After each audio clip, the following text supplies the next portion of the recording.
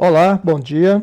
Hoje trago o tema Cinema do Oriente Médio, mais especificamente cinema de Israel e Palestina, de forma breve, tanto no contexto histórico como no cinema desses dois países. Em novembro de 1947, a Organização das Nações Unidas anunciou que era chegado o momento de os judeus retornarem a Israel para formar novamente a sua antiga nação. No dia 14 de maio de 1948, o Estado de Israel foi proclamado com a assinatura da Carta da Independência por Davi Ben-Gurion, então líder do movimento sionista. Mas os árabes não aceitaram a decisão da ONU e também não reconheceram a tal assinatura da Carta. No mesmo dia da criação de Israel, 5 países árabes atacaram Israel: Síria, Líbano, Iraque, Jordânia e Egito.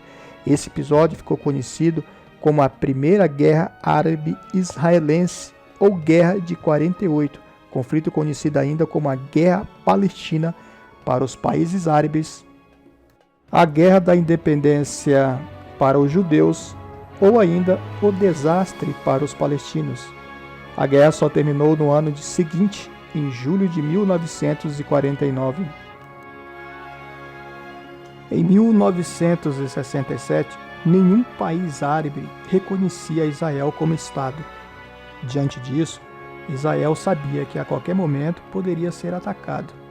Em vez disso, o governo de Israel saiu de uma postura de defesa para uma postura de ataque.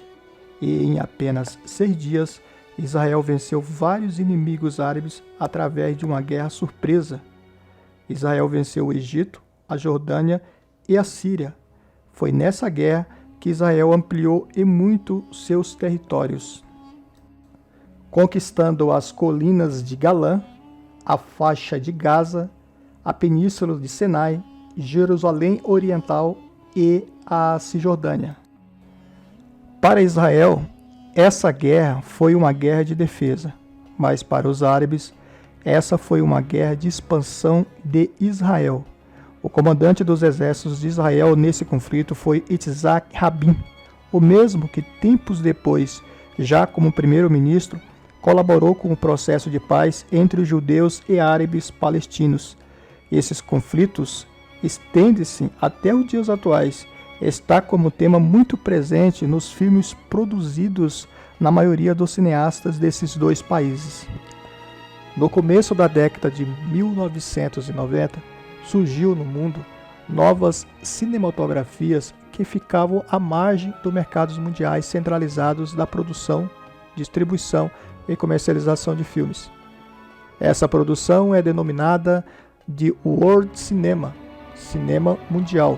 Toda a produção audiovisual de realizadores que fogem dos padrões e formatos determinados pelos estúdios cinematográficos estadunidenses, com foco nos estúdios fixados em Hollywood e afiliados, e também os europeus. O World Cinema é geralmente atribuído às produções cinematográficas realizadas em países da América Latina, Ásia, Oriente Médio, África e que anteriormente receberam o nome de Terceiro Cinema, comportando produções audiovisuais originadas no Terceiro Mundo.